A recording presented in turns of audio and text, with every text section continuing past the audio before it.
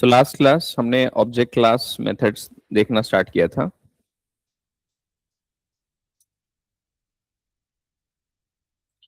So we understood object class एक concrete class है which is something super class for all of the classes in Java directly or indirectly. It is also called as cosmic class. क्यों cosmic? Because उसका कोई further parent class नहीं होता है. That's the reason it is called as cosmic. Then आपको explicitly ऐसे extends वगैरह कुछ लिखने की जरूरत नहीं है. क्यों जरूरत नहीं है? Because implicitly it is already added. It is implicitly already added. That's the reason we don't need to write extends object class. Also आपको इंटर में ये भी पूछा जाएगा कि इंटरफेसेस में इसकी मेथड्स मतलब इनहेरिट होती है क्या? तो आंसर है नो. क्यों नहीं होता है? कॉन्क्रीट क्लास है तो इनकम्प्लीट मेथड्स चाहिए इंटरफेस में. So there are 11 methods which are available for all the classes in Java. एक और चीज कि जब भी कोई चाइल्ड क्लास या सब क्लास मेथड ओवरराइड करता है तो चाइल्ड क्लास की मेथड कॉल होगी. So remember that whenever the methods are overridden, then it will be subclass methods will be called. Then there are a couple of methods we talked about, 11 methods. First one is, let's say, get class. Then we have hash code, equals method, clone method, toString method, finalize method. And there are these 5 methods which are used for inter-thread communication. So these 5 methods we'll cover as part of multi-threading. बाकी 6 method we have already covered in last class. Let's quickly recap. So get class method एक public final native method है. Public यानी इसे कहीं से भी आप access कर सकते हो within your project. Final means this particular method cannot be overridden. Native means this particular method implementation is in non-Java. तो उसको non-Java code को JVM is going to convert into Java format and so on. तो get class method return करती है an object of type class. So class नाम का एक class है. So in that object, whenever you get this object of type class type, you get everything about another object. So we have already one object. उस object का reference है, उस reference का use करके मैंने get class method call करी है. Now using that reference, I called a get class method. So I will get an object which will contain all the metadata about another object जिसकी reference use करके अपने method call करी है. Then we talked about hash code method. So this is again native method, means non-Java implementation. So it is again public, anywhere it can be accessed. Now this particular method returns an integer value which is calculated based on the memory address of an object. It is not the actual memory address, but it is calculated based on the memory address. And if there are 2 or more references pointing to an object, same object, तो object का address तो same ही होगा, तो उसका hash code भी same होगा. Then we talked about equals method. So again, this particular method returns Boolean type of data. It accesses an object, any type of data. Now, what this particular method does, it simply does a reference check. The equals method, non-static method, तो reference का use करके call करोगे. So in this example, if you look at this, student2 dot equals student1. तो इस case में आपका student2 बना this और student1 बन गया OB से. तो यहाँ पर बस रेफरेंस चेक होता है. अगर ये दोनों रेफरेंसेस एक ही ऑब्जेक्ट को पॉइंट कर रहे हैं, then we will get true, otherwise false. तो ध्यान रखना, इक्वल्स मेथड जो ऑब्जेक्ट क्लास की है, बाद में हम और भी वेरिएशंस आएंगे, बट जो इक्वल्स मेथड ऑब्जेक्ट क्लास की है वो क्या करती है? Reference check. ऑब्जेक्ट का कंटेंट चेक नहीं होता उस केस में. क्या नहीं होता? ऑब्जेक्ट का कंटेंट चेक नहीं होता, यहाँ पर बस रेफरेंस चेक होता है. Then equals and hash code contract we talked about कि अगर दो references एक ही object by equals method they are equal, then their hash code must be same and vice versa. That we already talked about. And it is recommended to override both, otherwise none. अगर आपने एक method override किया, एक नहीं किया, तो क्या होगा? Contradiction होगा यहाँ पर. So that is nothing. Then we talked about toString method. So toString method returns a string value. क्या return करती है? String hello. Now that string value is like this: complete class name along with package name @ or hexadecimal hash code. That is just the string. Now हम हमेशा to string method override करेंगे, that we know that to string method automatically call होता है जब भी आप उसे print करने का ट्राई करोगे रेफरेंस को. So whenever you try to print a reference, there will be a two string method call. Then we talked about finalize method. Now this is again a method, so there will be a question about final, finally, and finalize. So different, you have to explain what is the difference between final, finalize, and finally. Final and finally are keywords. Final keyword we already talked about. What is final class, Aditya?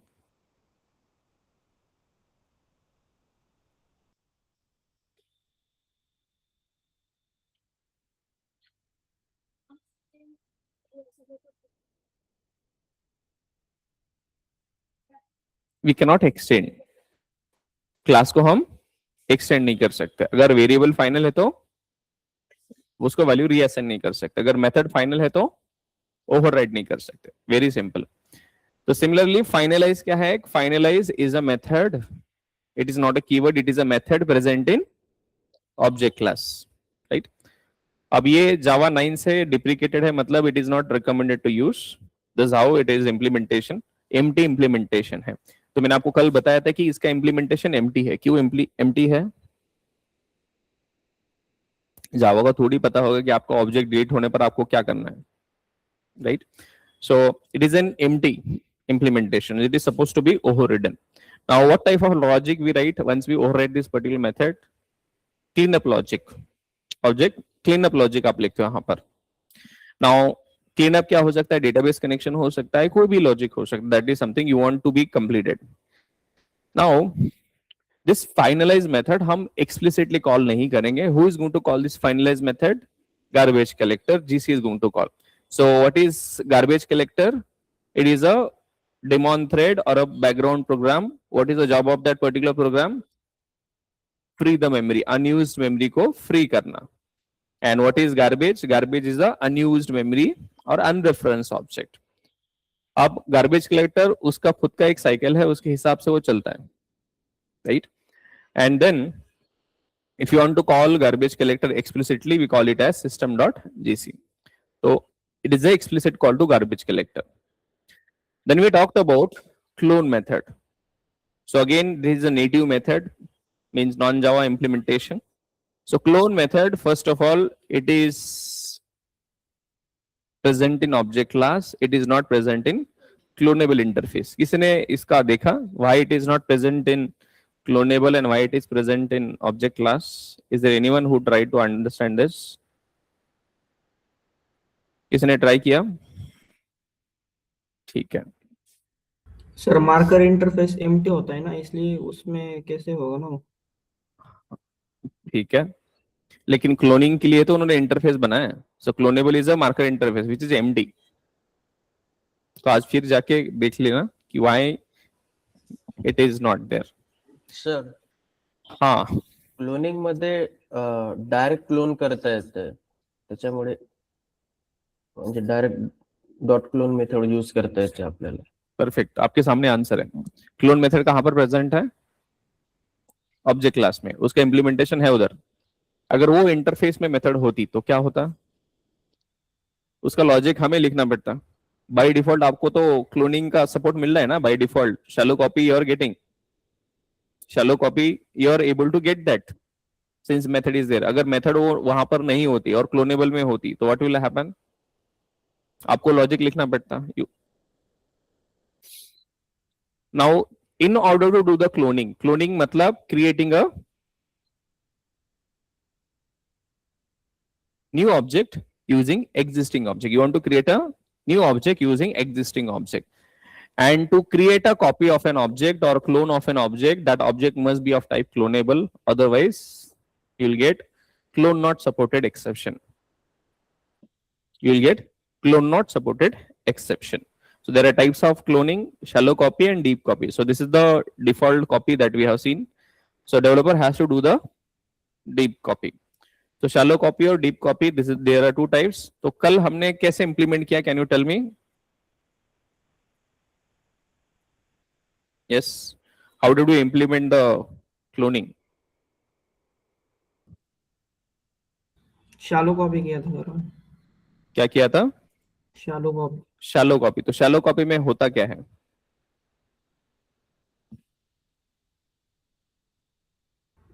मतलब object अलग create किया, पर वो जो उसका content है और उसका एड्रेस है वो सेम ही था।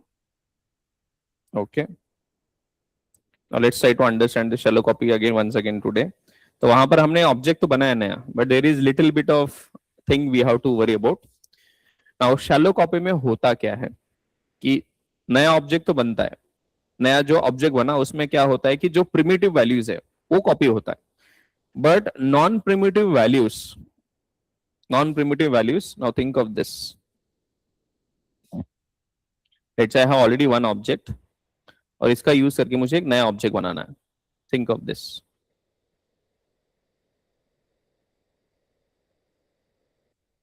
and to create a new object. अभी इसमें id is equal to let's say 101, name is equal to let's say abc, ये हो गया, right? ये कुछ let's say think of a primitive values we have. Now think of this only name. अब name कैसे type का है? String type का। कैसे टाइप का? अभी हम स्ट्रिंग में पढ़ने वाले, बट अभी के लिए ध्यान रखो।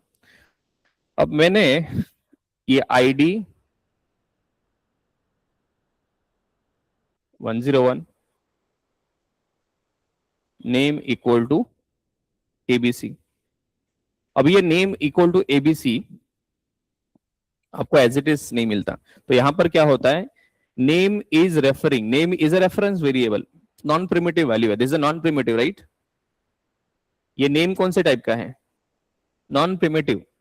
ये कौन से टाइप का है? ID primitive. ध्यान रखना ये प्रिमिटिव है और ये नॉन प्रिमिटिव।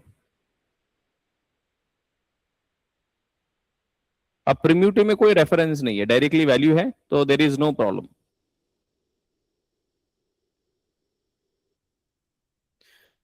ठीक, so primitive there is no problem, as it is you will get that in new object, but what about this non primitive? अब नेम इक्वल टू एबीसी ऐसा नहीं होता, हो नेम इक्वल टू एबीसी तो name is a reference variable, name is a reference variable which is pointing to an object, और उस object के अंदर आपकी वैल्यू है लेट्स से एबीसी। अब नेम के अंदर एबीसी नहीं होता, नेम के अंदर होता है reference.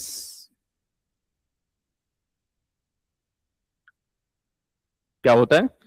So string name equal to ABC, तो नेम इक्वल टू एबीसी वो आपको लग रहा है कि नॉर्मल प्रिमिटिव वैल्यू का नहीं है, वो that is a reference, that is a reference. Think of this वे।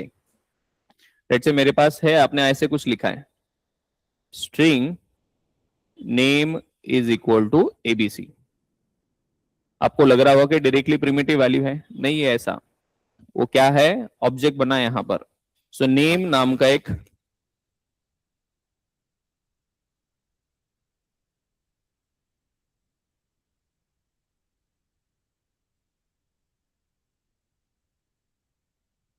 और इसके अंदर वैल्यू है ABC.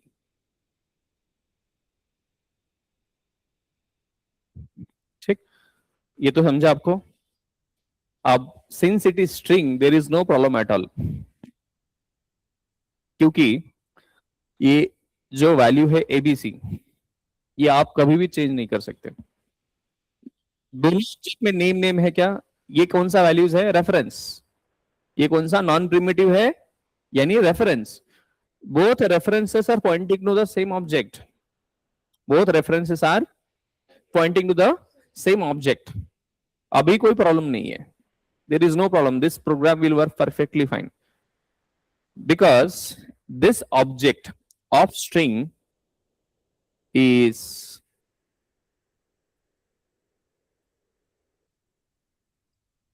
immutable, it is immutable, तो उसको कोई भी चेंज नहीं कर सकता because that is a string class object, that is a string class object, समझे? Since string is a immutable class, इसका मतलब एक बार आपने ऑब्जेक्ट बनाया स्ट्रिंग का तो आप उसको कोई चेंज नहीं कर सकते. In this case this is perfectly fine. But what if I have and reference which is pointing to an object, that object is mutable, that object is mutable. Immutable के case में तो आपको समझा. Are you able to make sense? Right? Now I will take this entire thing once again, but this time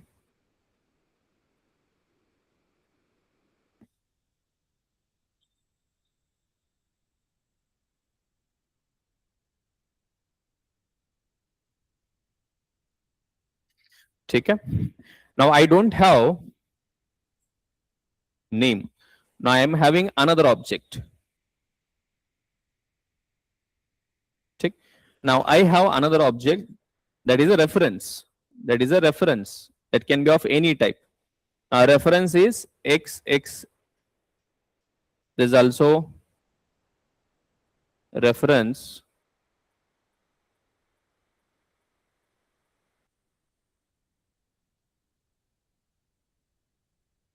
xx. Now this is, let's say this value contains some value. Now this is a mutable object. This is a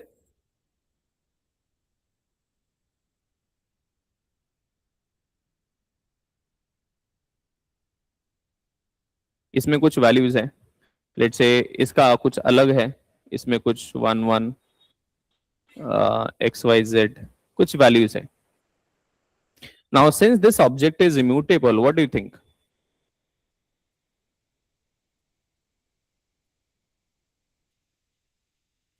What do you think? What is going to happen with this?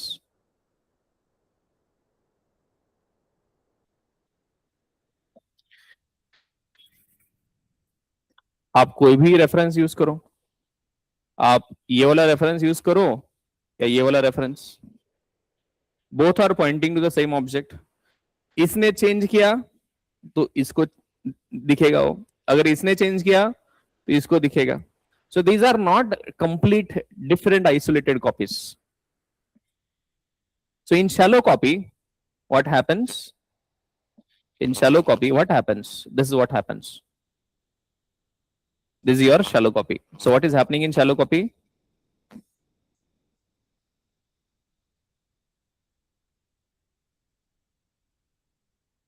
What is happening in shallow copy? In shallow copy, a new object will be created. This is a new object with primitives copying as it is, and non-primitives references will be copied. Non-primitives references will go xx, यहाँ पर भी xx.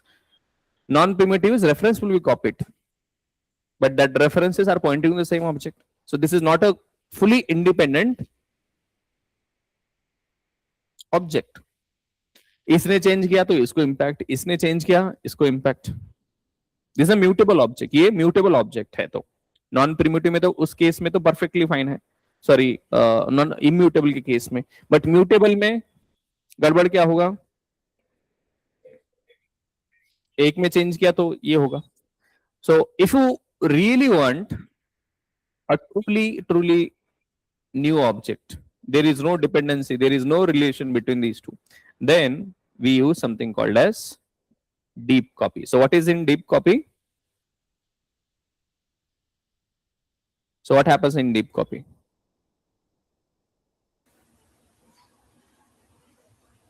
बताओ मुझे.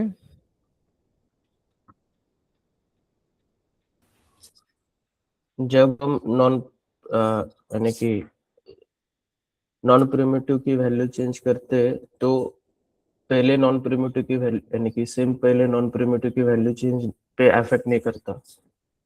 तो हम क्या करते हैं अभी, यहां पर primitives as it is copy होंगे, बट जो नॉन प्रिमिटिव्स है, जो नॉन प्रिमिटिव्स है,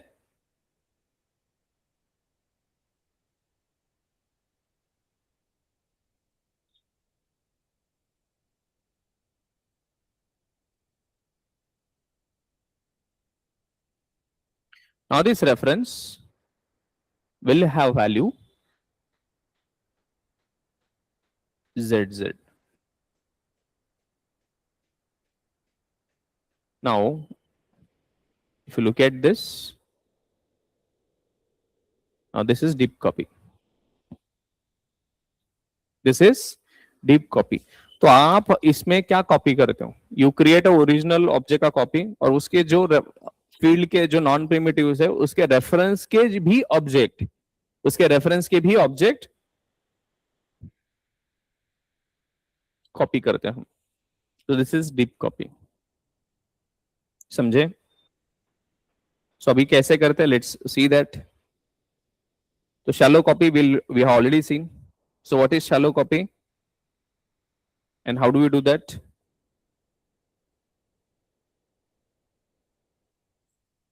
Tulo, online. With the shallow copy, we can copy the object and It is used to create a new object using an existing object.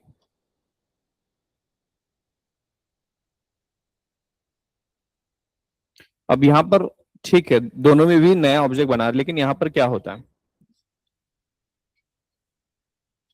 So primitive values will be copied.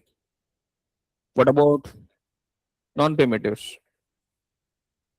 So non-primitives जो भी values है और reference non-primitive values will copy the reference,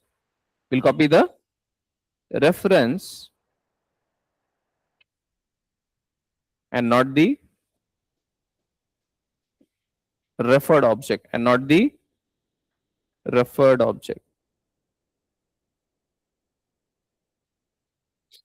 and it is by default. It is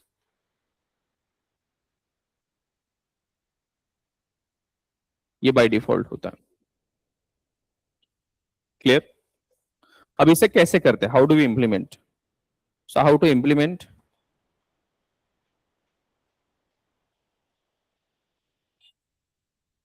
How to implement shallow copy? क्या करना पड़ता है?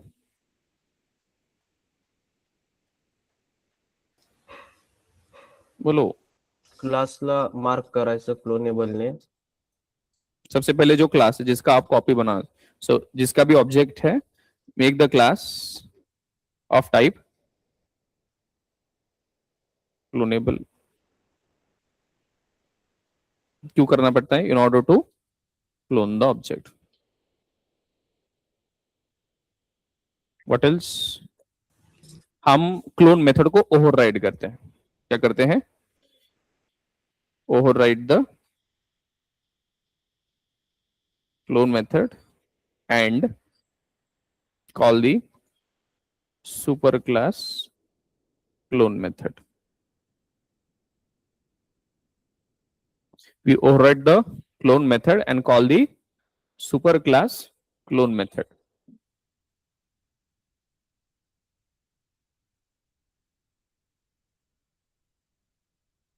This is a simple thing. I hope you know this process.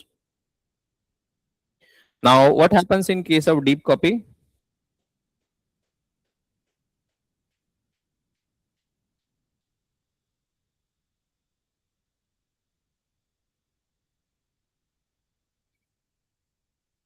It is used to create a new object using an existing object. Primitives will be copied. Non-primitives values will copy the referred object. Copy the referred object. It has to be done by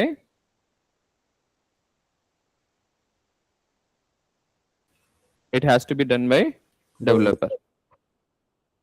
अब इसमें extra क्या करना पड़ता है? How to implement deep copy? क्या करना पड़ता है? पहले तो क्लोनेबल करो. There is no option. Override the clone method, call the super class clone method. अब दो चीज एक्स्ट्रा करना है आपको. क्या करना है? यहाँ तक कॉपी बन गया, इतना कर दिया तो भी आपका कॉपी बन गया, ये ऑब्जेक्ट बन गया। इतना कर दिया तो जो शैलो कॉपी में किया था वही डीप कॉपी में किया, इतना तो बन गया ऑब्जेक्ट। अब मुझे एक्स्ट्रा क्या करना है, ये रेफर्ड ऑब्जेक्ट का कॉपी बनाना है। तो इसके लिए क्या करना पड़ेगा, इसको Shallow भी copy. क्लोनेबल टाइप का करना पड़ेगा। ये ऑब्जेक्ट भी कौन से टाइप का करना पड़ेगा, क्लोनेबल टाइप का। तो इसका कॉपी बनाना पड़ेगा। इसका कॉपी बनने के बाद ये जो रेफरेंस है, तो ये कॉपी बन गया, इसका कॉपी बनाओ तो ऐसा ऑब्जेक्ट बन गया। अब ये रेफरेंस पहले कहां पॉइंट कर रहा था, ये वाला इधर, ये वाला रेफरेंस पहले कहां पॉइंट कर रहा था, यहां पर। अब नया कॉपी बनने के बाद क्या करना है हमें, वो रेफरेंस कहां पर करना है, यहां पर। तो ये तो दो स्टेप है, एक तो जो डिपेंडेंट ऑब्जेक्ट है उसका कॉपी बनाओ, और दूसरा रेफरेंस चेंज कर दो, बस दैट्स इट। बताओ, make the dependent type class dependent, या make the referred type class of type cloneable. मतलब जो डिपेंडेंट है उसको क्लोनेबल टाइप का बनाओ, क्योंकि उसका भी तो कॉपी बनाना है।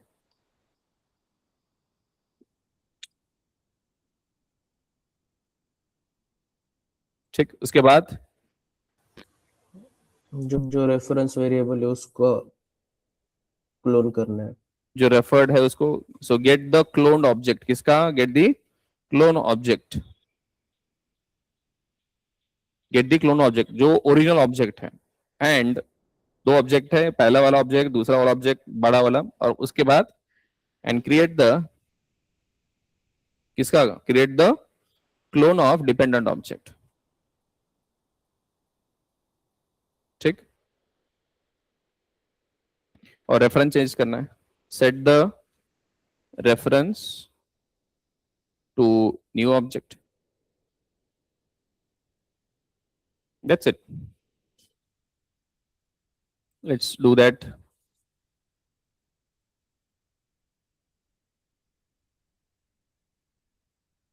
So ये आपका deep cloning. So let me do that from scratch. चलो देखो एक बार यहां पर,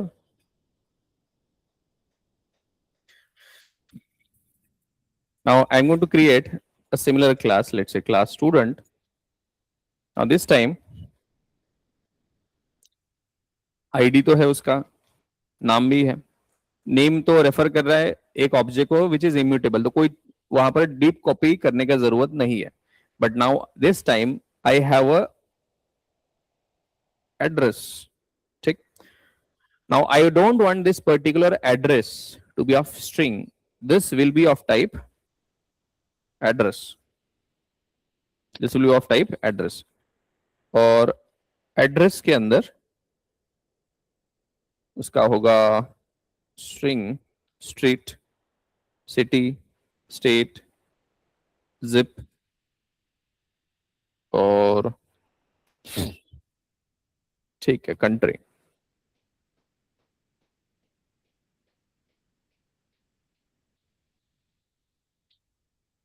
ये कुछ उसका रहेगा चीजें।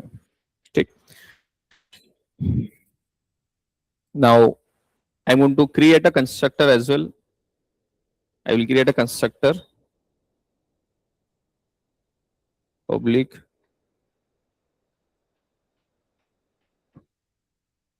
this dot street, this dot city, this dot state, this dot country, this dot zip।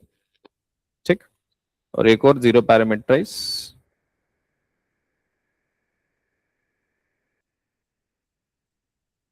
ये दोनों कंस्ट्रक्टर मैंने बना दिए। ठीक, ये अलग क्लास मेरा एड्रेस, और student also I am going to create this dot id, this dot name, this dot address is equal to address. Then I will create one more constructor. Okay, now look at this, I have two classes, one address and one student. So student has id, name, address. अब address कौन से type का है, non primitive address type का। Address के अंदर क्या है, ये वाला object. Now I'm going to create a student class object. First of all, I will have a address object. Address equal to new address, और आपको वैल्यू सेट करना है तो street, let's say Gym Road. What is that next? City as, let's say, Pune. Country as India.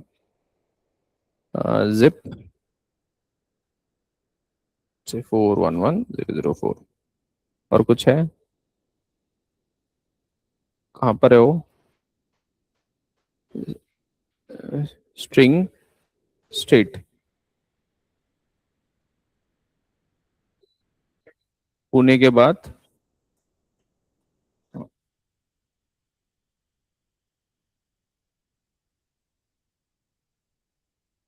ठीक है, ये object मेरा बन गया. Now I want to create a student. ये क्या हो गया?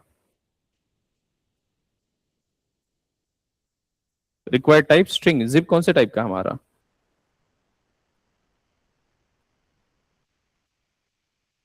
ठीक है,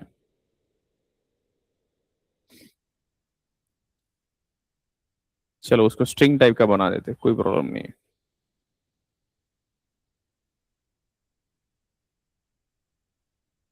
ठीक है, क्या क्या कर दिया अभी तक? दो क्लासेस बनाए, उसका object. Now let's create a student object. यहाँ पर उसका आईडी है लेट्स से 1, नेम है उसका let's say Aditya, and address है एड्रेस. ठीक, एड्रेस ये वाला पूरा. Now I want to create a copy of student object. I want to create a copy of new object. Cloned object. So how do I do that? Student dot clone. अब ये clone method मुझे object type का देगी, but मुझे कौन से type का चाहिए? स्टूडेंट. ये टाइप कास्टिंग बोलते हैं इसे. अब clone मेथड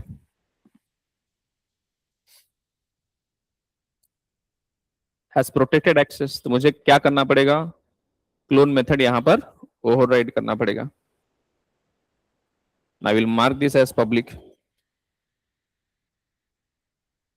ठीक, now this is perfectly fine. Now I'm going to override toString method. I'm going to override toString method.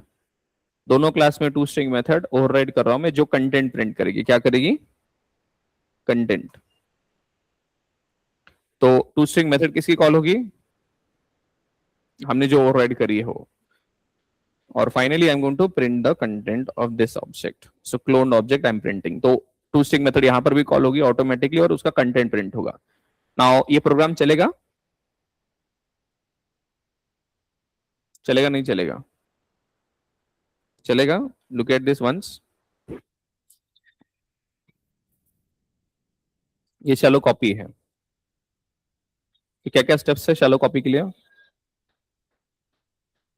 Clonable implement नाही केलं. In order to do the cloning, object must be of type simple. अब ये चलेगा. अब ये चलेगा. अब ये शैलो कॉपी है, यहां तक तो हमें पता है.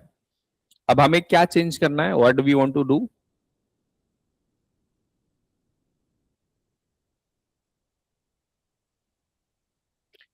ये जो डिपेंडेंट ऑब्जेक्ट है एड्रेस, उसका कॉपी बनाना है.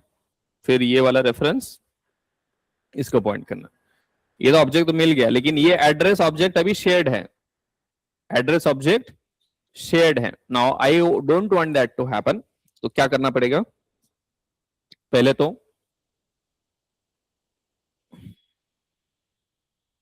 क्या मिला आपको? I want a student, sorry, student type का क्लोन मिला. Student cloned object. ठीक, इसको टाइप कास्ट करेंगे स्टूडेंट. मिल गया, नया ऑब्जेक्ट मिल गया मुझे। अब रिटर्न नहीं करूंगा अभी मैं इमीडिएटली, बाद में हम क्या करेंगे, रिटर्न क्या करेंगे, रिटर्न क्लोन ऑब्जेक्ट। कुछ नहीं किया मैंने, क्या किया, क्लोन मेथड कॉल किया सुपर क्लास का, मुझे कॉपी मिल गया ऑब्जेक्ट का। अब इसमें दो चीज करना है, क्या करना है, ऍड्रेस ला कॉपी करायचं. Perfect. I want to create address object, नया ऑब्जेक्ट चाहिए, क्या चाहिए, address object, address clone object. तो कहां से मिलेगा आपको, so student clone object dot address. किसका क्लोन चाहिए आपको, स्टूडेंट एड्रेस डॉट एड्रेस, ठीक है, ये रेफरेंस का, इस रेफरेंस पे जो ऑब्जेक्ट है उसका, तो डॉट क्लोन। और कौन से टाइप का ऑब्जेक्ट मिलेगा, एड्रेस, ठीक। अब जो मेरा, एक मिनट एक मिनट, एड्रेस डॉट क्लोन। अब स्टूडेंट डॉट रेफरेंस चेंज कर दिया,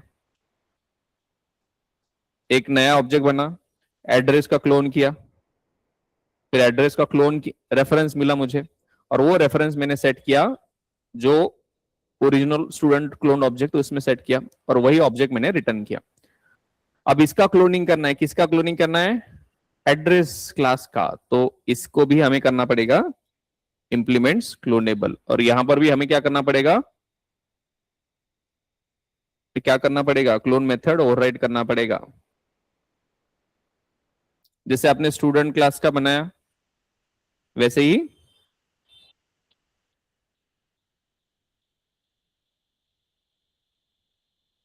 हो गया,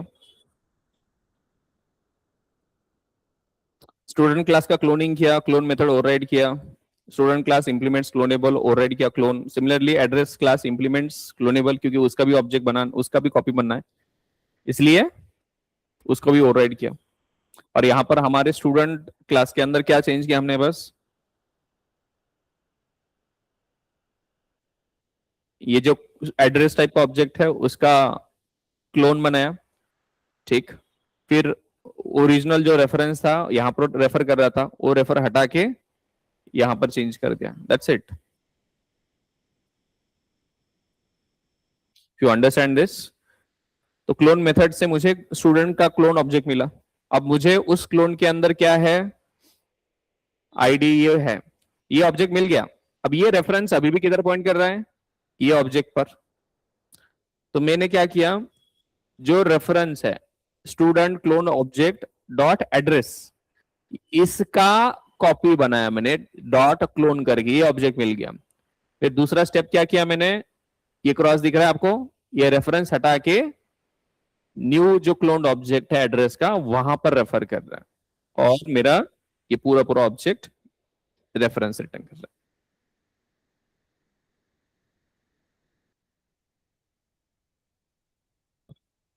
सिंपल। अब आपके पास ऑप्शन है, अब में डिपेंडेंट जो ऑब्जेक्ट है इसका हैश कोड चेक करना है आपको, hash code of old address is equal to, कैसे पता करोगे आप, student dot address dot hash code of new address student cloned,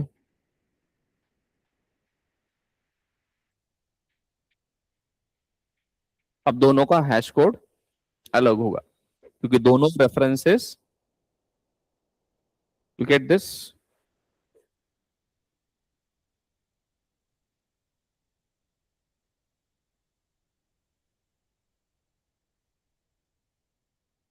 make sense. Okay, so I want you to explain me, any one of you, what I have done.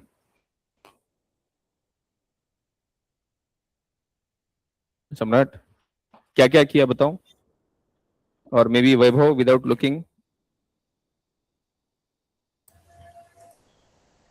पहले shallow copy किया, shallow copy करने के लिए क्या किया,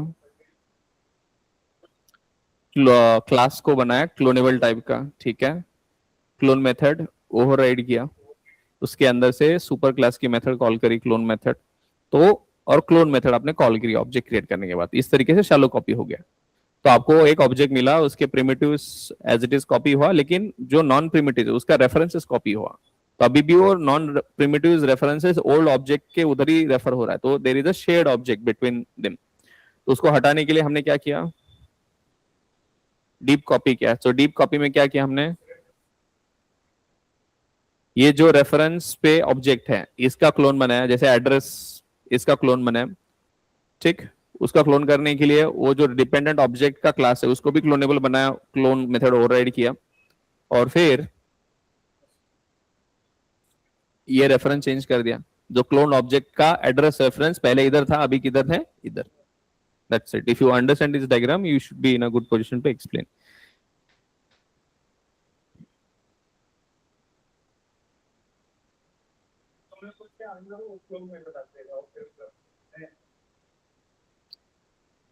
clone method कहां पर आती है,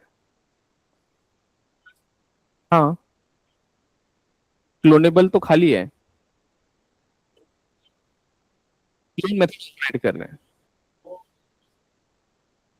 क्लोनेबल खाली है, क्लोनेबल बस एक मार्किंग है कि मुझे कॉपी बनाना है ऑब्जेक्ट का, तो कौन से टाइप का ऑब्जेक्ट होगा उसका कॉपी बनाएंगे जावा, जो क्लोनेबल टाइप का है। कौन सा ऑब्जेक्ट हम फाइल में सेव कर सकते हैं, जो सीरियलाइजेबल टाइप का है, तो that is just for marking purpose, clonable is for only marking purpose, clone और उसका कोई लेने देने नहीं, clone is in object class.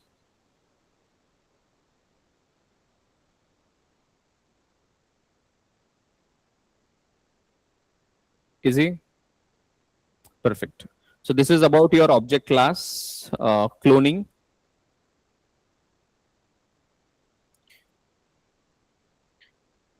Now let's do little bit of basics that we should have covered earlier. या तो कोई questions? नहीं सर।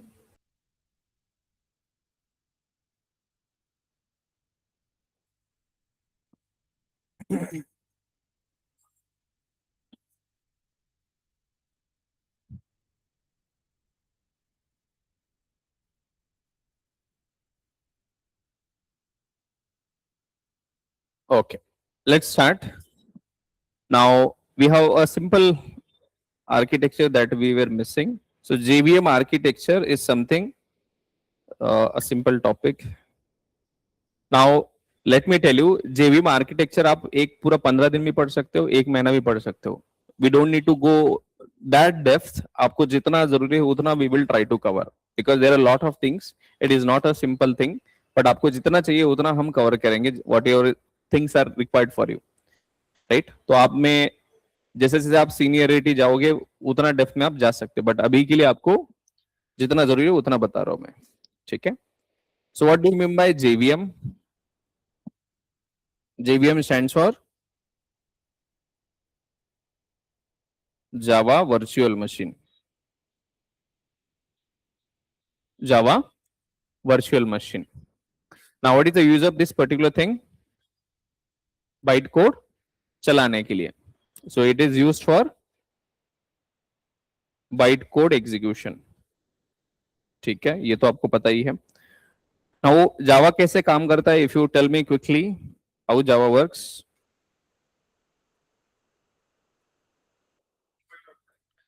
Perfect. सबसे पहले आप क्या करते हो?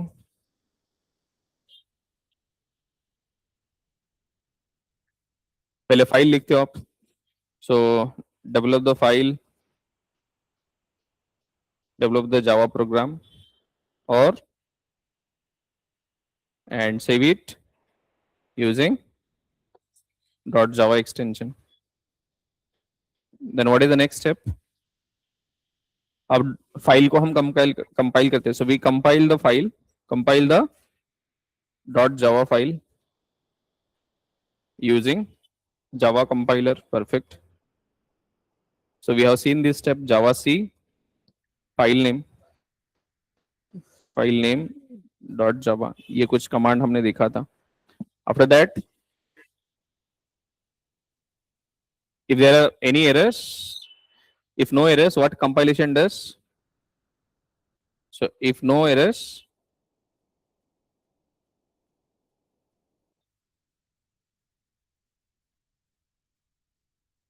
compiler generates byte code. ठीक है. उसके बाद and it is saved in dot class files. ठीक है. उसके बाद क्या होता है,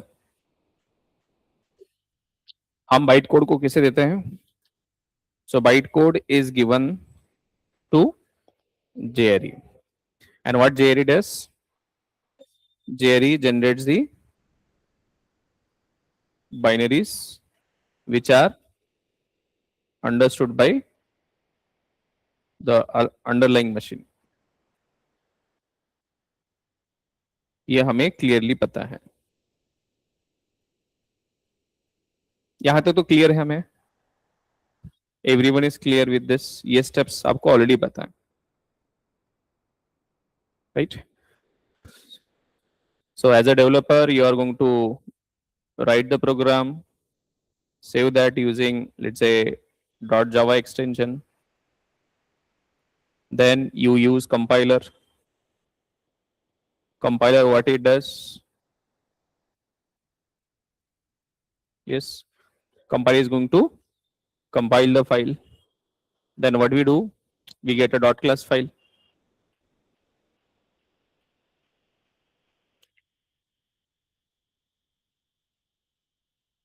यहां तक तो पता है, .class फाइल मिलता है. फिर उसके बाद आगे हम कोड देते हैं JRE को, और JRE क्या करता है?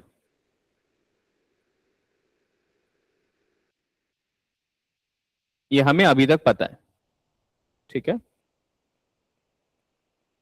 यहां तक पता है हमें. This is something we no.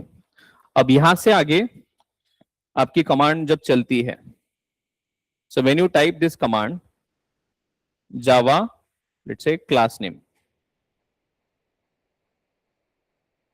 What is this command? तो ये कब ट्रिगर होता है? यहां से एग्जीक्यूशन स्टार्ट होता है. So this is a invitation to, तो कंट्रोल आपका यहां से बात हो रही है. अब जैसे आप जावा स्पेस ऐप हिट करते हो कंपाइल होने के बाद, so what happens after that? What happens?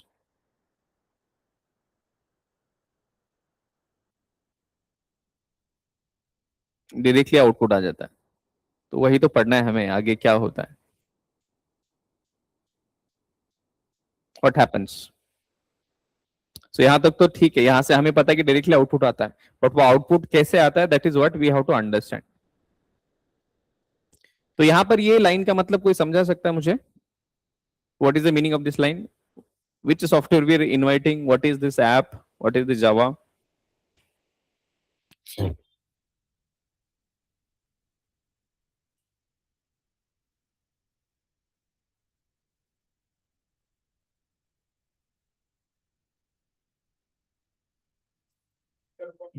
ये ट्रिगर पॉइंट है. तो आप JRE को ट्रिगर कर रहे हो, then you are asking go to the this particular class, find the main method and execute the logic. This is what we know.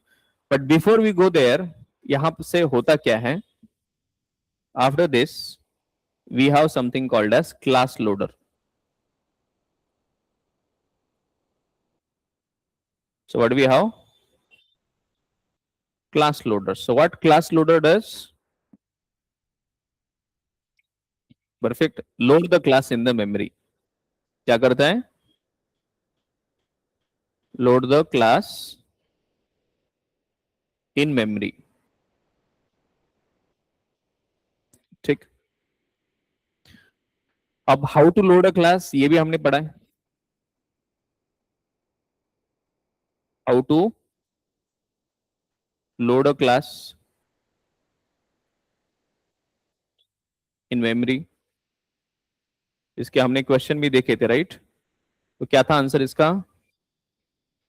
अब object creation, object create करो, या दूसरा था class dot for name method.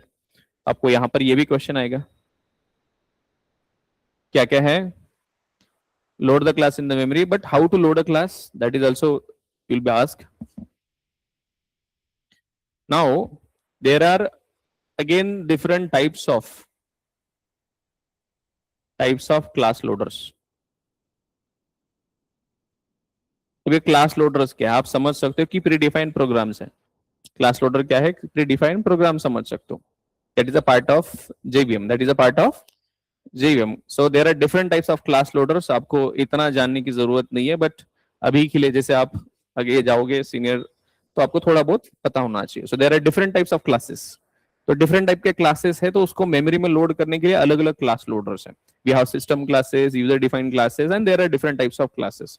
So there are different types. बस अभी को आपको different types भी पता चल गया और एक लाइनर भी पता चल गया कि ये किसके लिए है.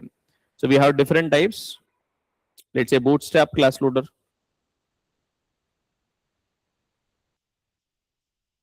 system class loader. अभी के लिए इतना याद रखो कि क्लास लोडर का काम क्या है, load the different classes in the memory. Right, now we have bootstrap, sorry, application, extension class loader. So we have different types of class loaders. अभी के लिए समझो कि अलग अलग क्लासेस हमारे पास, उनको लोड करने के लिए अलग अलग क्लास लोडर्स है. That is a job of class loader. क्या क्या यहाँ पर क्वेश्चन पूछ सकते हैं, after you run this command java space app, what happens? Class loader will be invoked. There is a this particular part of our JVM. What is the job of class loader? Load the class in the memory. Execution memory. कौन सी memory की बात हो रही है? Execution memory. So how to load class in the program? We have creating object or by using class dot for name. What are the different types of class loaders? Bootstrap class loader, application class loader, extension class loader. So why we have different types of class loaders? To load different types of classes. To load different types of classes. अब ये होने के बाद, after it is done,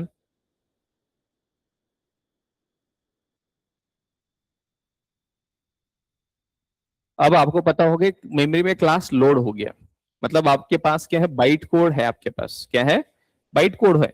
अभी आपके पास क्या है, इस कमांड पर बाइट कोड, कोड कंपाइल हो चुका है. आपके पास क्या है, बाइट कोड. सो बाइट कोड में से क्लासेस लोड हो गया. अभी जो आपने बाइट कोड दिया है, so we have something called as byte code verifier. Byte code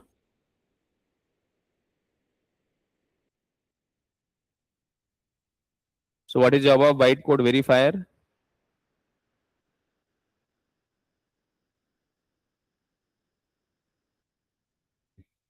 जो भी बाइट कोड है उसको वेरीफाई करना, is it as per the syntax and everything, that is a job of byte code verifier. अब उसके बाद क्या होता है, बाइट कोड वेरीफाइज एवरीथिंग, और आपके पास बहुत सारे कंपोनेंट्स आपने पढ़े हैं. क्लास का ब्लूप्रिंट है, ऑब्जेक्ट्स है, वेरिएबल्स है, मेथड्स का डेफिनेशन है, मेथड कॉल है, डिफरेंट टाइप के वेरिएबल्स है. अब ये सारा इंफॉर्मेशन एक ही जगह तो नहीं रखेंगे. We need to separate that in different compartments, right. So in real life also यहाँ पर let's say we have different classes, we have another rooms. अगर सारा ओपन रखते तो क्या होता, एक ही ब्लॉक में सारे टीचर भी उधर, स्टूडेंट भी उधर, there is no separation. So what will happen, that is not much organized, right? So if you want to do that, तो क्या करना पड़ेगा आपको, we have different types of objects, different types of things, we need to separate that. तो यहां से होता है आपका सेग्रीगेशन. जो भी आपने कंपोनेंट्स लिखे हैं, we have written n number of components.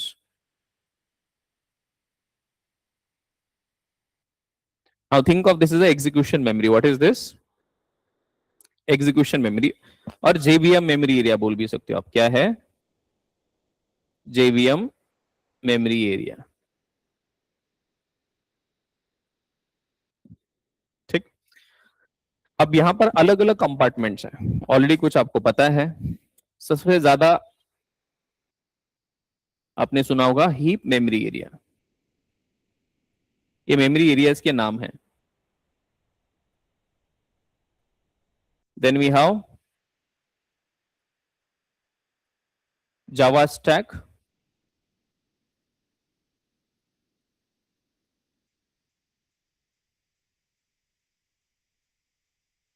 Java stack हो गया। उसके बाद क्लास और मेथड मेमोरी एरिया हो गया, क्लास और मेथड मेमोरी एरिया हो गया। तो ये अलग अलग मेमोरी एरियाज के नाम हैं। Then we have native memory area, native memory area. Then we have native stack, and we have PC registers. So these are the different compartments we have. तो सबसे ज्यादा पहले तीन ही आप सबसे ज्यादा यूज करोगे।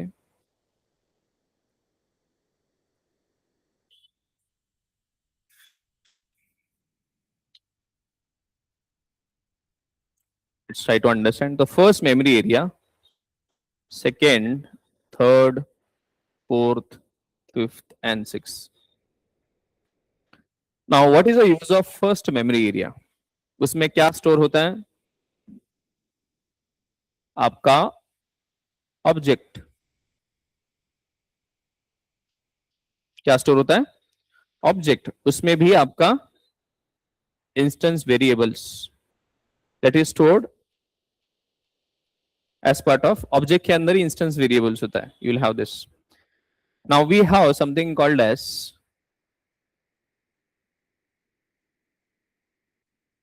जावा स्टैक में क्या स्टोर होता है? जावा स्टैक आपका लोकल वेरिएबल्स आपने देखा होगा अगर, तो यहां पर आपका लोकल वेरिएबल्स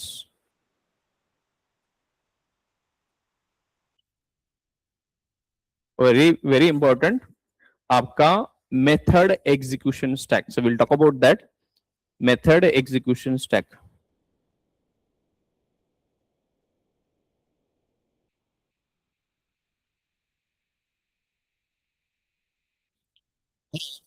यहां पर क्लास और मेथड मेमोरी एरे में स्टोर होता है आपका क्लास स्ट्रक्चर,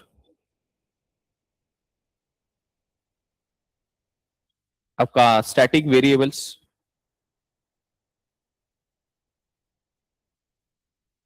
स्टैटिक वेरिएबल्स, ये सब कुछ होता है आपका यहां पर. नेटिव मेमोरी एरिया में होता क्या है? नॉन जावा कोड का एग्जीक्यूशन. जो नेटिव मेथड्स आपने देखी थी राइट, उनका एग्जीक्यूशन के लिए ये कुछ उसके रिलेटेड कुछ वेरिएबल्स रखना है, कुछ डेटा रखना है, that will be part of native area. Native stack जैसे जावा स्टैक है, यहां पर भी नॉन जावा मेथड्स का स्टैक,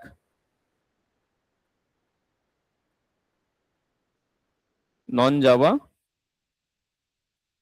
मेथड एग्जीक्यूशन स्टैक. हम स्टैक पढ़ेंगे और थोड़ा, but for now then we have this is called as TC. So this is for what is the next instruction to be executed. ये कहां पर रहेगा? TC के अंदर. तो क्या हुआ अभी तक? वी हैव सिंपली जो भी आपका प्रोग्राम में कंपोनेंट्स लिखे आपने, ऑब्जेक्ट्स है, क्लास स्ट्रक्चर्स है, वेरिएबल्स है, so we have different things in different memory areas. तो यहां पर instance variables, local variables, static variables in 3 different areas. Heap में आपके ऑब्जेक्ट्स रहेंगे, जावा स्टैक मेमोरी एरिया में जावा मेथड एग्जीक्यूशन स्टैक रहेगा. मतलब what is the currently executing method, कितना मेथड एग्जीक्यूट हो गया, कितना बाकी है, ये सब कुछ आपको यहाँ पर मेंटेन होगा. क्लास का structure, static variables, that will be part of class और method memory area. Non Java method execution के लिए आपके पास नेटिव एरिया है. नेटिव स्टैक नॉन जावा मेथड्स का एग्जीक्यूशन मेंटेन करने के लिए, ऑर्डर ऑफ एग्जीक्यूशन मेंटेन करने के लिए वी हैव नेटिव स्टैक. ज्यादा यूज नहीं होगा बट अभी के लिए बस ध्यान रखो. TC, what is the next instruction, कौन सी इंस्ट्रक्शन एग्जीक्यूट करना है उसके बारे में इंस्ट्रक्शंस यहां पर रहेगी. अब यहां पर होता है एक something called as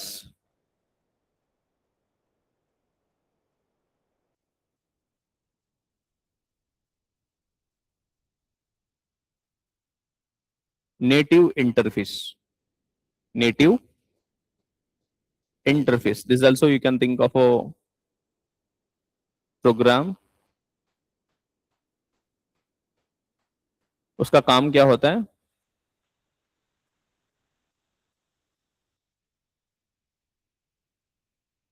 native libraries जैसे आप बोल सकते हो प्री डिफाइंड कोड है, नॉन जावा मेथड्स का कोई लॉजिक होगा, लाइब्रेरी होगा, उसको रीड करना किसका काम है? नेटिव इंटरफेस का। और जैसे हमारे यहाँ पर ऊपर था byte code verifier load, similarly we have native interface that is going to talk to this particular thing. और फाइनली ये सब कुछ होने के बाद अब ये सारा डेटा आपने यहां पर रख दिया, फाइनली होता क्या है? What is the end output? Zeros and ones मिलता है हमें। क्या मिलता है? Zeros and ones. तो फाइनली हमारे पास एक कंपोनेंट है that is called as execution engine. क्या है?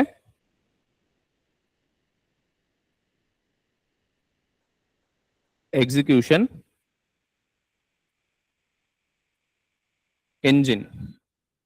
What is the job of execution engine?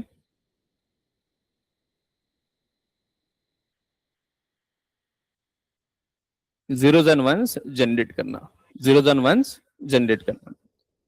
यहां पर भी बहुत सारे और भी सब पार्ट्स हैं, there are lot of things, but अभी के लिए इतना। तो यहां पर आपका इंटरप्रेटर, इंटरप्रेटर है, JIT है, just in time compilers, this is also there. Then आपका garbage collector,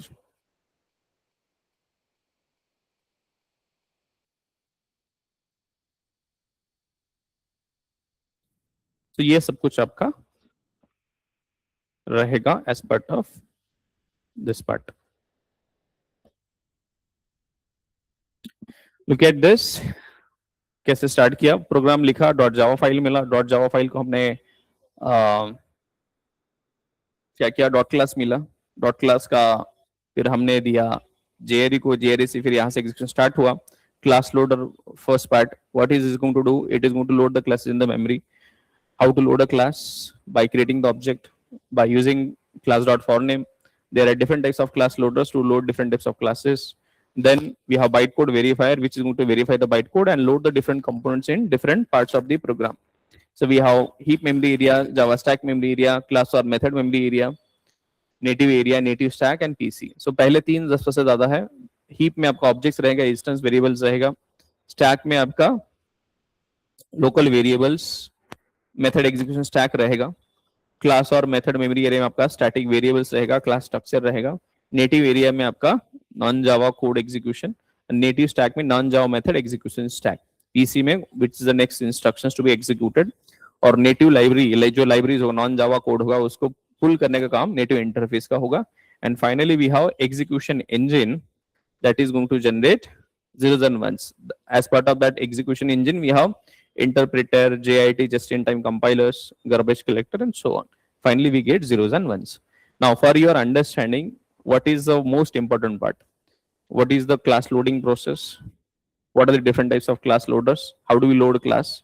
What are the different memory areas? First 3, और कौन से memory area में क्या store होता है? This is something very important for you.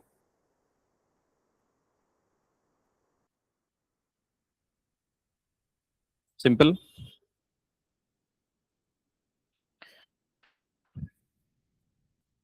Now, similarly on this, Java method execution stack.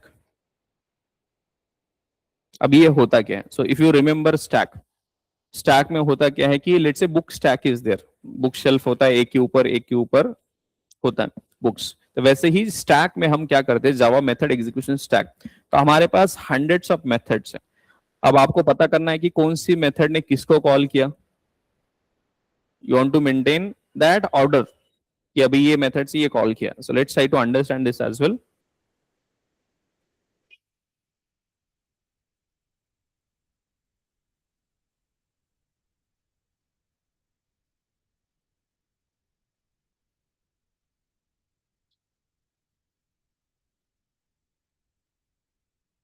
अब मुझे बताओ सबसे पहले एंट्री कौन सा मेथड का होगा स्टैक में? सबसे पहले आपने मेन मेथड कॉल किया, तो सबसे पहले एंट्री आ गया स्टैक में मेन। अब यहां से आप कॉल कर रहे हो लेट्स से M1 मेथड,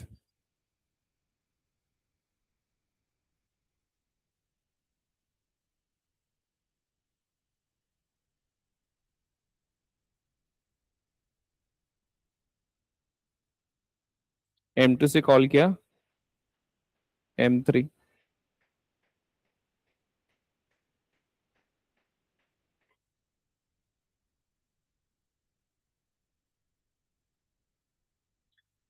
अब इतने सारे, अब ये आपको मेंटेन करना है। So these are the different methods we have. Let's talk about this. अब होता कैसे है? So what happens in this case?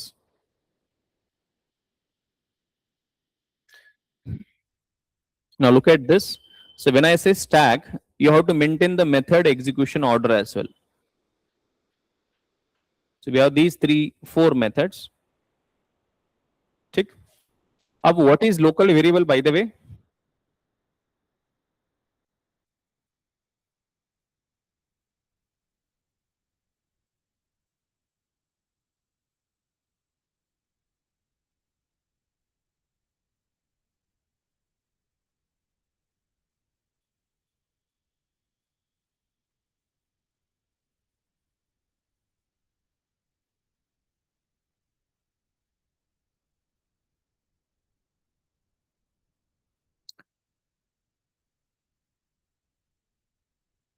तो मेरे पास कितने वेरिएबल्स हैं?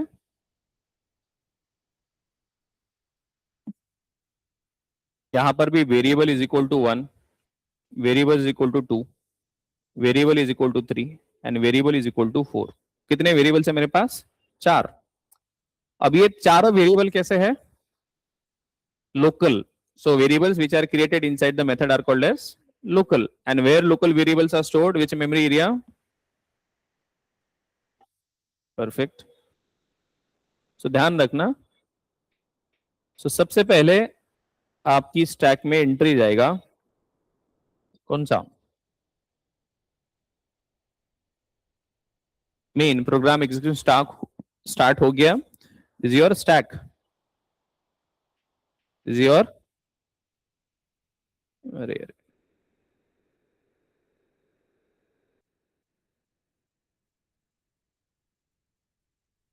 मेन का एंट्री आ गया।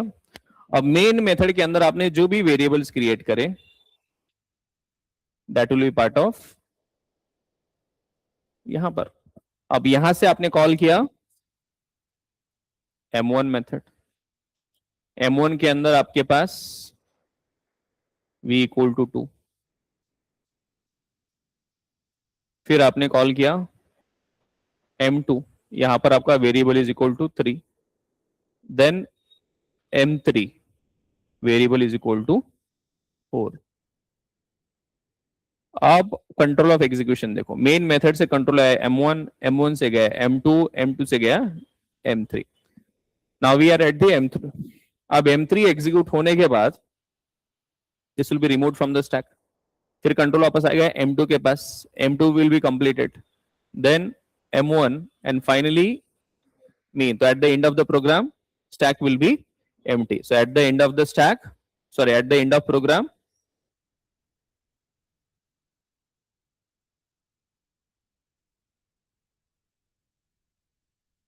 stack will be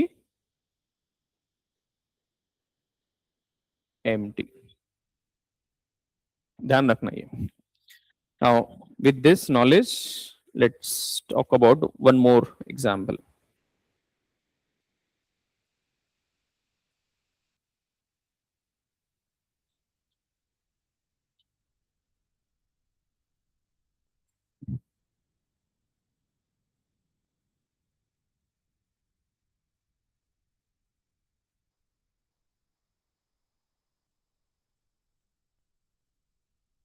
ठीक? Now I am calling a method, let's say display.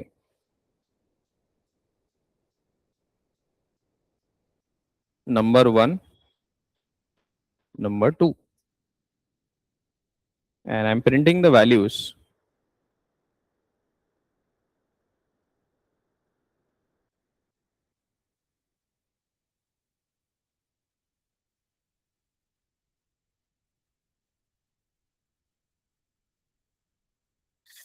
ठीक।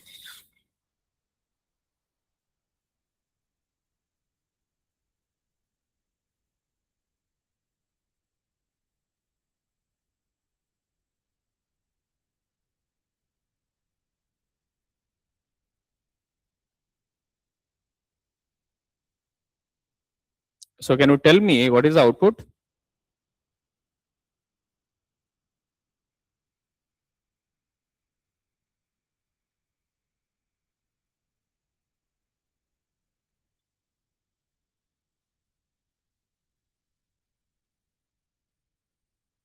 What is going to be the output?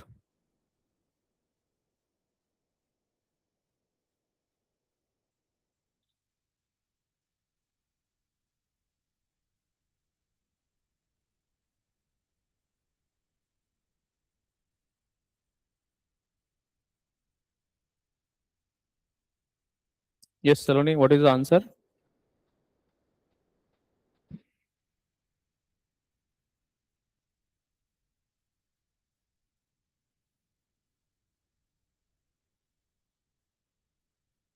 हाँ, ठीक है। फिर डिस्प्ले, पहले मेन चलेगा फिर display.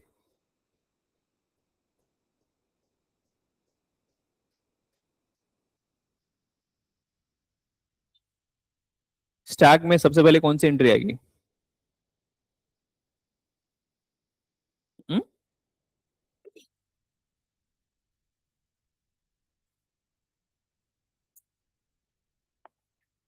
This is your stack. तो स्टैक में सबसे पहले एंट्री आएगी, कौन सा स्टार्ट हुआ है? Main, right, simple. ठीक। अब यहां पर क्या हुआ? दो वेरिएबल क्रिएट हो गए, कहां पर? मेन मेथड के अंदर। So they will be, it's a number 1 is equal to 11, number 2 is equal to 22। अब यहां से कंट्रोल गया डिस्प्ले,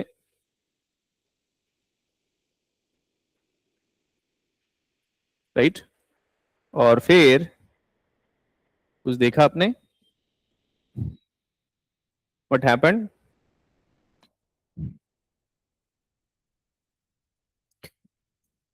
सो ये नंबर 1 नंबर 2 और ये नंबर 1 नंबर 2 सेम है, अलग है? सेम है।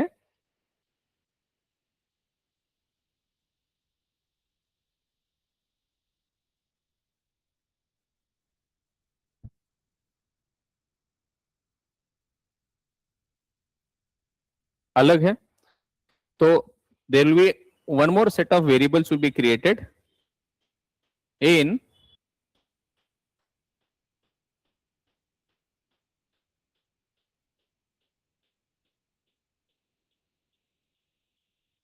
उसमें क्या वैल्यू है? नंबर 1 में क्या वैल्यू है? इस लाइन पर, हाईलाइटेड पार्ट पर। तो जो आपने भेजा वही तो वैल्यू होगी। 11 यहां पर और ये यहां पर 11 22, ये इस लाइन की बात हो रही है। अब उसके बाद हमने कौन से वेरिएबल चेंज किए? विच वेरिएबल्स भी चेंज? अरे हाँ, कौन से? मेन मेथड के या डिस्प्ले मेथड के? जो वेरिएबल्स कहां पर है? डिस्प्ले मेथड के अंदर, वो वाले चेंज किए। So this is now change to 100 and 200। आपके मेन मेथड के वेरिएबल्स अभी भी वैसे की वैसे है। तो टोटल आउटपुट क्या आएगा? तो यहां पर आउटपुट क्या आएगा? यहां पर आएगा 100, 200, कंट्रोल जाएगा वापस मेन मेथड के पास, यहां पर प्रिंट होगा 11 22।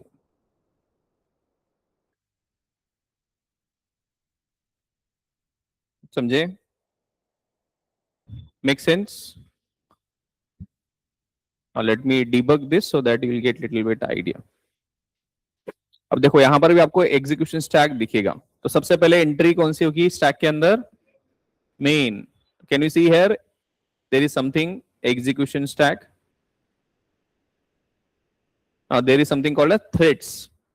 So we'll talk about threads later on. So for the main thread, there is, so main thread का entry point होता है main method. अभी के लिए इतना याद रखो, main thread के लिए अभी हमारा application single threaded है, single threaded application है. That is we have only one thread, उसका नाम क्या है main, और main thread का entry point होता है main method. अब हम कहां पर है? main method.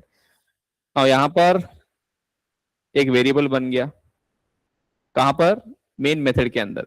अब मेन मेथड से आपने कॉल किया डिस्प्ले मेथड, तो डिस्प्ले के अंदर भी दो वेरिएबल बन गए 11 22. मेन मेथड में भी 11 22 है. Then the variables which are part of display method are getting change to 100 and 200. अभी भी मेन मेथड के आप देखो क्या है? 11 and 22. That is unchanged. Then we are printing the values inside the display method, that is 100 200. Control goes back to, अब जैसे ही main वो method खत्म हो गया तो that will be removed from the stack. Now we are back to the main method. यहाँ पर number 1 कौन सा? main method का, that is 11 22.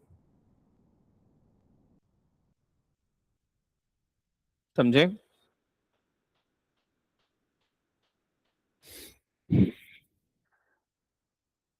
समझे? So this is called as Java is,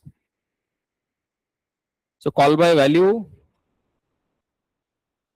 versus call by value. आपने other programming language में सुना होगा call by value, call by reference. तो ध्यान रखना, Java is strictly call by value.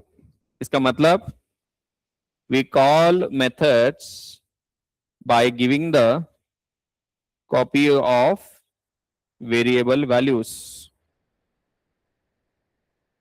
We don't change the original variables. A new set of variables will be created. New set of variables will be created. कहां पर? In called method. जो भी method call किया उसके अंदर. So you can remember this example.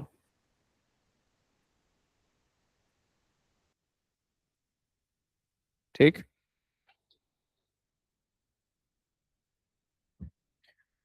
So this is what we have set of variables. ये अलग set of variables है, ये set of अलग set of variables है. ठीक है. So we are not giving original variables. हम original variable दे रहे हैं क्या? नहीं दे रहे हैं. We are just giving a copy. चलो एक और. Now this is something I want answer from you guys. Let's say class student ID name. ठीक.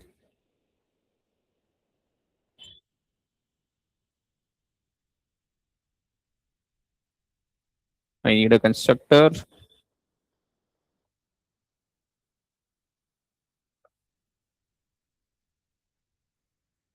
ठीक है, ये constructor. I'm creating object of this particular class, student1 equal to 1, and we have, let's say, Aditya. ठीक. उसके अंदर में to string method भी override करूंगा. टू स्ट्रिंग का फायदा क्या होता है? कैन यू टेल मी?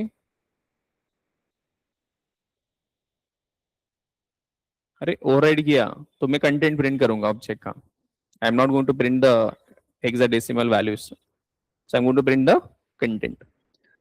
अब मैं यहां पर स्टूडेंट ऑब्जेक्ट प्रिंट किया, डिस्प्ले मेथड. अब डिस्प्ले मेथड को कॉल करूं. अब ये स्टूडेंट कहाँ का है? मेन मेथड में. So this is what we are doing in main method /n. New line पे जाएंगे, इसका content display method. Let's create a display method.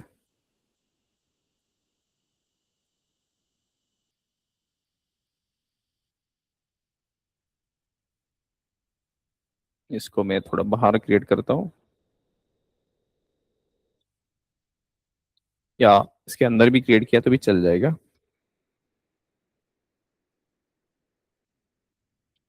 ठीक है,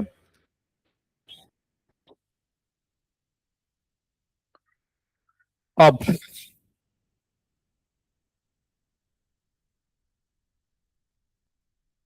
डिस्प्ले मेथड के अंदर भी मैं इसे प्रिंट कर रहा हूं, और यहां पर मैंने चेंज किया student dot I D is equal to 101, student name change करके मैंने रख दिया let's say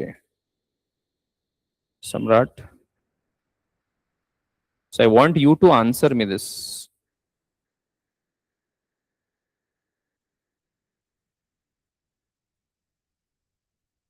What is the output?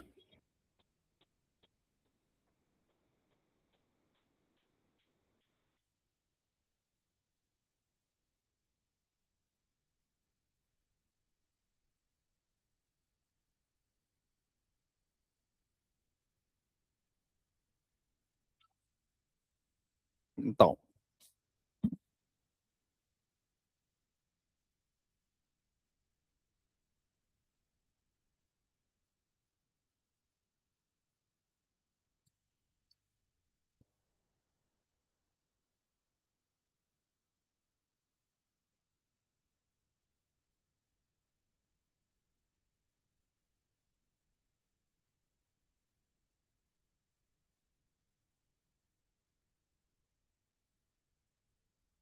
Yes, what is the answer?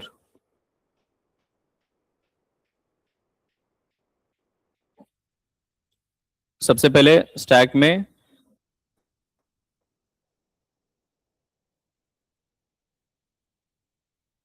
क्या एंट्री जाएगा?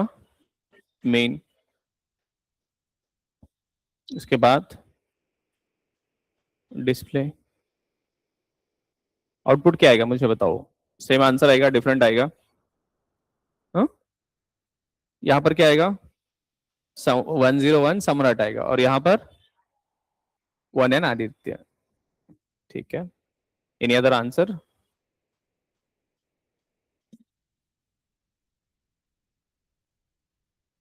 डिस्प्ले मेन मेथड में क्या है, कौन सा वेरिएबल क्रिएट होगा?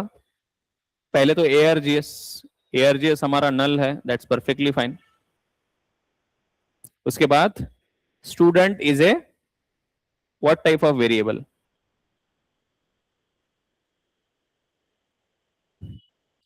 Student is a reference variable. Now that reference variable is pointing to an object. इसके अंदर क्या है? ID is equal to 1 and name is equal to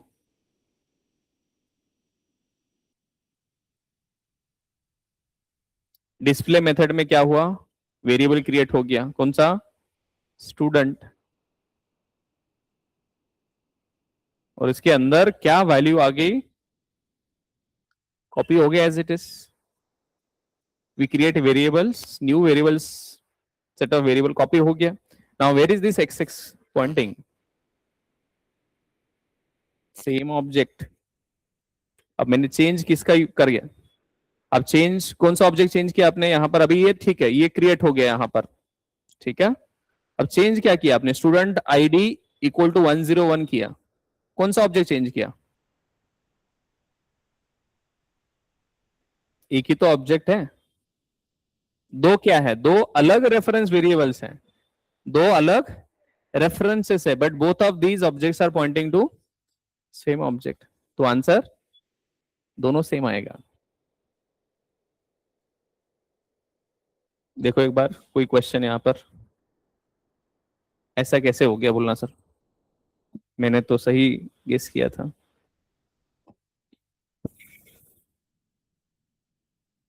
आपने पास क्या किया यहां पर?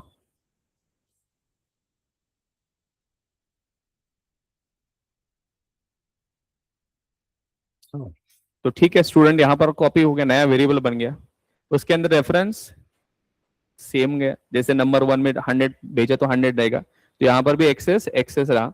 अब एक्स एक्स पॉइंट हो रहा है इस पर्टिकुलर ऑब्जेक्ट पर, ये भी इधर रेफर कर रहा है, ये भी उधर है, तो इसने चेंज किया या इसने चेंज किया, तो दोनों केस में आपका एक ही ऑब्जेक्ट,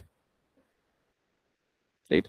अब इसमें कॉल बाय वैल्यू है, कॉल बाय रेफरेंस है, ये कॉल बाय वैल्यू है, Java is strictly call by value. कैसे बोल सकते हो, आप बोल रहे तो मेरा ओरिजिनल ऑब्जेक्ट चेंज हो गया, ओरिजिनल ऑब्जेक्ट चेंज हो गया, लेकिन आपका रेफरेंस वेरिएबल चेंज हुआ क्या, ये वाला वेरिएबल जो पास किया था वो चेंज हुआ क्या, अभी भी वो क्या है X X, this student is still pointing to X X, तो आपका ओरिजिनल वेरिएबल चेंज हुआ क्या, नहीं, जो रेफर है वो तो that is different. So Java is strictly call by value. So we call functions, we call methods by passing the variable copies and not giving the original values, original set of variables. समझे? तो output आपका इस case में same ही आएगा, तो आपको output मिलेगा 101, sorry let me run this,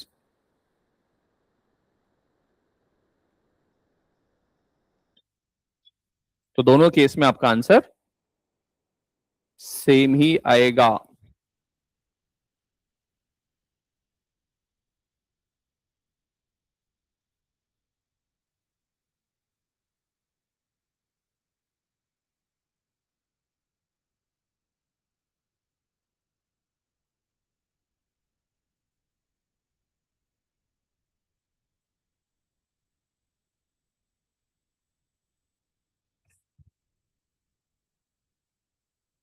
easy,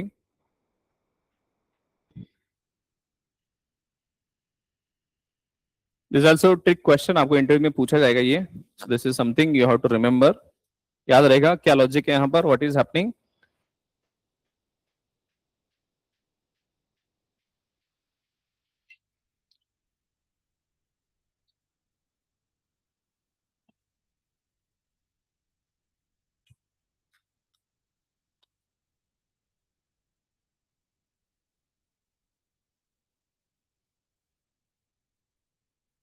ठीक है,